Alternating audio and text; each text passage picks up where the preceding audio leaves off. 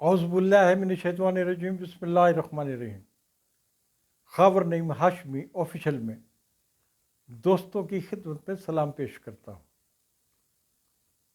ہم پچھلے 3 دن سے آپ کو ایک جو کہانی سنا رہے ہیں، آج اس کا چوتھا ایپیسوڈ آپ کے خدمت میں پیش کروں گا۔ اور آپ کو پتہ ہے کہ پچھلے ایپیسوڈ میں سمن آباد سے اس لڑکی کے ساتھ بس میں سوار ہوا جس لڑکی کے حوالے سے میں نے جین مندر سٹاپ پہ اپنے دوستوں کے ساتھ مونڈ پنا ہوتا نا، نوعمری تھی، کوئی میں سیاسی سرگرمیوں میں مصروف نہیں تھا، صرف ایک کالج بوائے تھا، بالکل ینگ عام سا لڑکا۔ میں کوئی عشق باز نہیں تھا، لڑکیوں کے پیچھے جانے والا نہیں تھا، کوئی ایسا کچھ سکینڈل نہیں تھا، بڑا مسٹر کلین تھا میں۔ لیکن پتہ نہیں کیوں میں شرط لگا بیٹھا تھا کہ جین مندر پہ سمن آباد کالج سے آنے والی لڑکی روبی، جو وہاں پر ایم یو کالج کے لڑکے خالد سے عشق کرتی تھی، دونوں کا عشق جو ہے بڑا مشہور تھا وہاں پر، اور میں ان سے شرط لگا بیٹھا تھا کہ کل میں اس لڑکی کو لے کے جاؤں گا، خالد کے ساتھ وہ نہیں جائے گی، میرے ساتھ جائے گی۔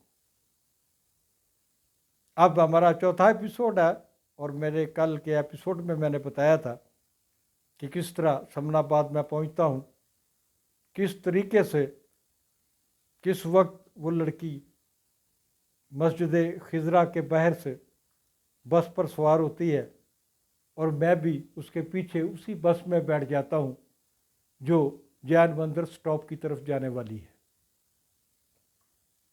ناظرین، جب میں بس پہ چڑھا تو بس پیچھے سے ہی، وہ بس شاید پکی ٹھٹی سے چلتی تھی، اس کا دوسرا سٹاپ جو تھا وہ شباب چوک تھا سمن آباد میں، اور تیسرا سٹاپ جو تھا وہ مسجد خضرا تھا، جہاں خواتین کا، لڑکیوں کا کالج ہوا کرتا تھا، اب بھی ہے، اب بھی بڑا مشہور کالج ہے، وہ بڑا نون کالج ہے، اور وہاں داخلہ بھی آج کل بہت مشکل سے ملتا ہے، بڑے میرٹ پہ نمبروں پہ ملتا ہے، آج بھی اس کالج کی بہت دھوم ہے۔ تو میں بس پہ جب سوار ہوا تو میں نے دیکھا کہ بس تو سواریوں سے بھری ہوئی ہے۔ وہ لڑکی جو بسیں اس وقت ہوتی تھیں، اب بھی ہوتی ہیں، بسوں میں 2 طرف تو سیٹیں ہوتی ہیں، نشستیں ہوتی ہیں، اور اس زمانے میں اگلی چند سیٹیں خواتین کے لیے مخصوص ہوتی تھی، چند 4 یا 6 سیٹیں زیادہ سے زیادہ، اور باقی تمام بس میں مرد کھڑے ہوتے تھے۔ اور اگر عورتیں، خواتین، طالبات زیادہ ہو جاتی تو انہوں نے بھی وہ درمیان میں جو ایک ڈنڈا لگا ہوتا ہے، ایک راڈ لگا ہوتا ہے لوہے کا، اس کو ہاتھ میں پکڑ کے وہ لڑکیاں، لڑکے، خواتین، سب لوگ جو ہیں، جو جنہیں سیٹ نہیں ملتی تھی، وہ وہاں کھڑے ہوتے تھے۔ وہ لڑکی جس کو میں نے شرط لگائی تھی، میں نے دیکھا کہ وہ بھی کھڑی ہوئی ہے راڈ کے سہارے۔ میں اس کے چند قدم پیچھے، جہاں مجھے جگہ ملی، میں کھڑا ہو گیا۔ جب میں کھڑا ہو گیا، بس چلی، تو میں نے عجیب منظر دیکھا۔ منظر یہ تھا کہ ایک کڑیل جوان، بڑا 6 فٹا نوجوان، بہت صحت مند نوجوان، اس نے ٹکٹکی باندھ لی اس لڑکی کی طرف جس کے حوالے سے میں نے شرط لگائی تھی کہ آج میں اس کو ساتھ لے کے جاؤں گا، حالانکہ وہ وہاں کھڑے ہونے والے ایک ایم یو کالج کے اسٹوڈنٹ خالد کی محبوبہ تھی۔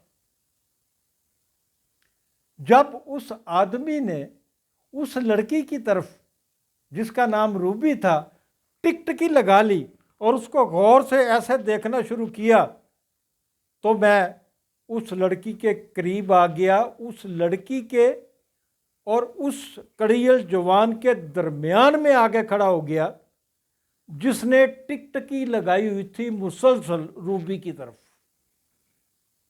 وہ روبی کی طرف دیکھ رہا تھا اور میں اس کے مقابلے میں انتہائی کمزور اور لاغر ہونے کے باوجود اپنی خون خوار آنکھوں سے روبی کی بجائے اسے غصے سے دیکھ رہا تھا، جیسے میں اس کا مد مقابل ہوں، اور وہ چونکہ روبی کو دیکھ رہا ہے تو میں پتہ نہیں اس کا کیا اشر کر دوں گا۔ حالانکہ اس کی جسمانی ساخت میرے جسمانی حوالے سے وہ اتنی مضبوط تھی کہ وہ مجھے ایک تھپڑ مارتا تو میں نیچے بھی گر سکتا تھا، لیکن میں روبی کو اپنا جوش جذبہ اور اپنی مردانگی دکھانے کے لیے اس آدمی کی طرف متوجہ تھا بڑے خوفناک آنکھوں سے کہ وہ لڑکی کو کیوں دیکھ رہا ہے۔ لڑکی جو پہلے بہت جھجک رہی تھی اس آدمی کی وجہ سے، اس نے میری طرف دیکھنا شروع کر دیا۔ جب میری طرف دیکھنا شروع کیا تو میں نے بھی روبی کو اپنائیت سے دیکھا اور اسے احساس دلایا آنکھوں سے کہ اسے اس کڑیل جوان سے گھبرانے کی ضرورت نہیں ہے جو اسے مسلسل دیکھے جا رہا ہے۔ روبی نے ممنوعیت سے انتہائی، اس کی آنکھوں میں بڑا ممنون پن تھا، جیسے وہ میری احسان مند ہے کہ میں نے اس کی توجہ اپنی طرف بٹا لی ہے اور وہ آدمی اسے دیکھتا ہے تو دیکھتا رہے۔ اس طرح روبی کا جین مندر تک کا جو سفر ہے وہ انتہائی آسانی کے ساتھ کٹ گیا۔ میں اور روبی بس سے جین مندر سٹاپ پہ کٹھے اترتے ہیں۔ جب ہم دونوں وہاں اکٹھے اترتے ہیں تو کیا ہوتا ہے کہ لڑکے جمع ہیں، راشد بٹ بھی ہے، وہ خالد نامی لڑکا بھی ہے جس کے ساتھ روبی کا عشق تھا۔ میں نے وہاں کھڑے ہوئے ایک رکشے کو اشارہ کیا اور روبی کی طرف دیکھ کر کہا کہ میرے ساتھ رکشے میں بیٹھ جاؤ۔ روبی اس دن خالد کی طرف جانے کی بجائے میرے ساتھ رکشے میں بیٹھ گئے اور میں یہ شرط جیت گیا۔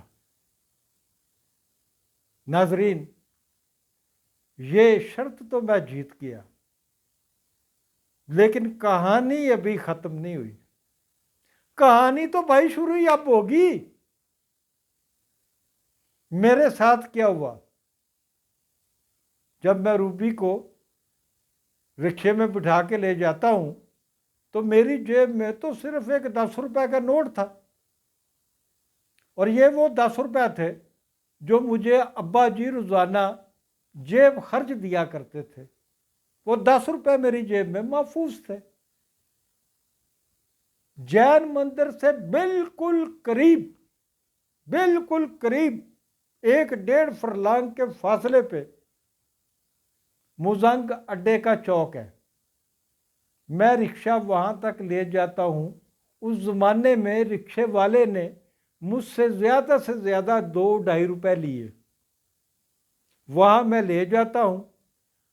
یہ میری زندگی کا پہلا واقعہ تھا کہ میں کسی لڑکی کو، انجان لڑکی کو اپنے ساتھ رکشے میں بٹھاتا ہوں اور وہاں ایک دوسری جگہ کے لے کے جاتا ہوں، اور مجھے نہیں پتا کہ یہاں پر جو ہوٹل ہے، عوامی ہوٹل جہاں مزدور ٹائپ لوگ بیٹھتے تھے اور عام لوگ، کلرک ٹائپ لوگ جو ہے وہ جین مندر کے ساتھ وہ فین روڈ بھی تھا، وہ وکیلوں کے جو ملازمین تھے وہ وہاں بھی روٹی کھایا کرتے تھے، اور یہ متوسط طبقہ، غریب طبقے کے لوگوں کے وہ ہوٹل تھے، اور وہ عام طور پہ لوگوں سے بھرے ہوتے تھے۔ دوپہر کا وقت تھا، اور اس وقت بھی جس ہوٹل میں میں روبی کو لے کے گیا وہ لوگوں سے بھرا ہوا تھا اور مجھے احساس نہیں تھا کہ ایک جوان لڑکی کو لے کے اس طرح کسی ہوٹل میں نہیں جاتے۔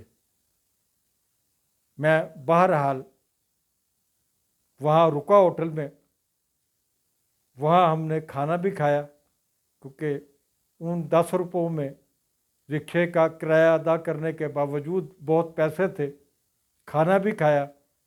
اب میں نے وہاں سے بس میں روبی کو چھوڑنے کے لیے نیلم بلاک کے بعد علامہ اقبال ٹاؤن میں، بتایا میں نے آپ کو، پاک کالونی ایک آتی تھی جس کا راستہ وادت کالونی کی طرف سے تھا، اور روبی کا گھر جو تھا اس پاک کالونی میں تھا، اور اس پاک کالونی میں جس گلی میں وہ رہتی تھی اس میں 1 یا 2 یا 3 گھر تھے، زیادہ گھر نہیں تھے۔ اب بجائے اس کے کہ میں روبی کو وہاں بس سے اتار کے اس کی گلی تک جاتا اور میں واپس نکل جاتا، میں نے کیا غلطی کی کہ میں روبی کو چھوڑنے اس کے گھر تک چلا گیا، اور گھر میں چھوڑنے کے بعد مجھ سے دوسری غلطی یہ ہوئی کہ میں آگے کی طرف بڑھ گیا۔ میں نے سوچا کہ اگر میں سیدھا جاؤں گا تو وہاں سے بھی راستہ ہے، تو میں پیدل اپنے گھر کی طرف چلا جاتا ہوں۔ جب میں روبی کی گلی کے اینڈ پر پہنچا تو وہاں 4 5 6 لڑکے موجود تھے۔ جو ہی میں ان لڑکوں کے پاس پہنچتا ہوں وہ لڑکے مجھ پہ ٹوٹ پڑتے ہیں اور میری انتہائی برے طریقے سے پٹائی کرتے ہیں، انتہائی برے طریقے سے وہ مجھے مارتے ہیں، ٹھکائی کرتے ہیں، اور کہتے ہیں اچھا تیری اتنی جرت، تو کڑی نو گھر تک بھی چھڈن آ گیا، ٹھا ٹھا، ادھر سے گونسا آ رہا ہے، ادھر سے تھپڑ آ رہا ہے۔ میں نے وہاں سے بہت مار کھائی، اور مار کھانے کے بعد گھر کی طرف روانہ ہو گیا۔ اس کے بعد کیا ہوتا ہے، کہانی یہاں بھی ختم نہیں ہوتی۔ 4 قسطیں میں آپ کو سنا چکا ہوں۔ کہانی کی اگلی قسط جو ہے اس کا آپ انتظار کیجئے۔ آج تک کے لیے خدا حافظ۔